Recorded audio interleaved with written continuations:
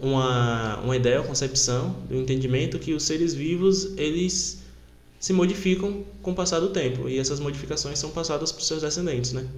Então, o contrário daquela ideia de que existe um ser ideal, existe, por exemplo, um ser humano ideal, existe um cavalo ideal, existe uma orquídea ideal, e que essa orquídea vai se perpetuando, que esse cavalo vai se perpetuando. Porque a gente sabe que o cavalo que a gente tem hoje não é o mesmo de 300, 500 anos atrás.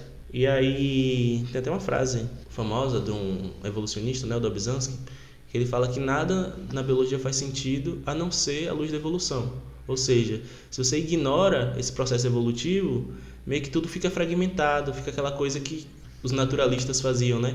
Que é você descrever uma espécie, você fazer só uma coisa descritiva, mas você não entende como que isso se liga com um passado, né? Com a história natural das coisas. Então, a evolução, junto com a genética, acho que foi o que juntou várias coisas no que hoje a gente chama de biologia, né? As várias ciências biológicas, hoje a gente pode dizer que elas estão ali unidas por conta dessa noção de que os seres estão evoluindo. E aí vem essa ideia também de ancestral, que todos esses seres vivos, ao que tudo indica, partem de um mesmo ancestral. Desde uma bactéria que a gente não, microscópica, que a gente não consegue enxergar, até os dinossauros que já foram extintos, os seres que a gente usa e manipula geneticamente. Enfim, todos eles vêm de um mesmo ancestral e compartilham dessa mesma ancestralidade.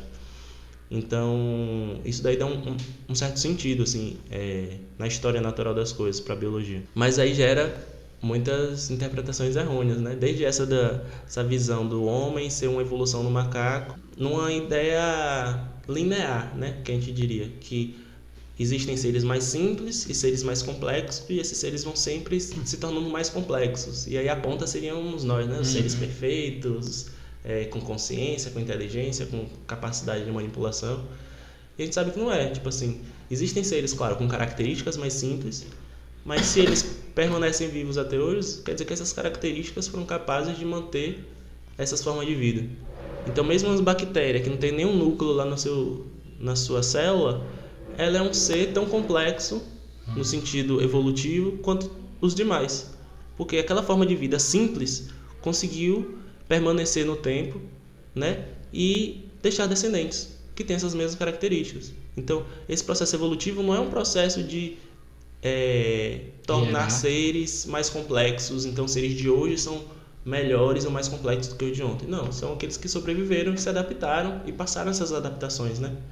Aquela máxima, o ser vivo, ele não é o melhor, o que vai deixar descendentes, mas aquele que se adapta melhor, aquele que tem mais condições de permanecer, né? Com suas características, suas estruturas, seus comportamentos.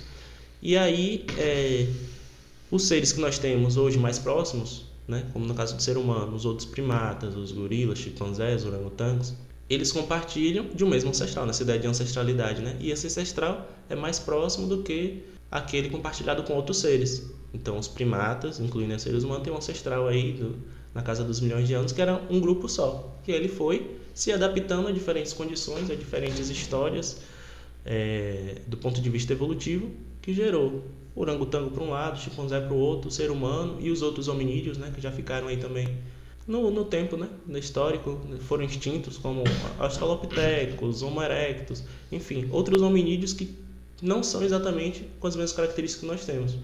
Então, essa concepção de que os seres se modificam e nessa modificação geram novas espécies, geram uma nova condição, que é, em resumo, o evolucionismo.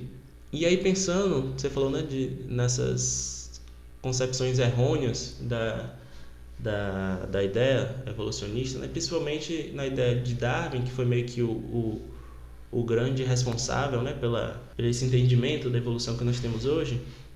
Mas hoje em dia a gente sabe que a ideia de Darwin foi remodelada, foi, como posso dizer, adubada, foi aprimorada, perfeito. Foi aprimorada por várias outras descobertas que vieram depois dele, né? Inclusive na parte da genética, na parte da célula, né? Da biologia celular, biologia molecular, da genética molecular. Então hoje a gente tem um entendimento um pouco mais completo sobre esse processo, como que se dá, né? Esse processo evolutivo que Darwin entendia que acontecia, mas não entendia muito bem como. Então, hoje em dia, a gente já tem uma coisa um pouco mais completa, mais ampla, mais bem embasada. Tempos atrás, por exemplo, levou a um pensamento de que, ok, se a gente está sempre se adaptando e o mais apto é aquele que vai sobreviver, então quer dizer que é natural o processo de dominação de povos mais aptos ou mais capazes.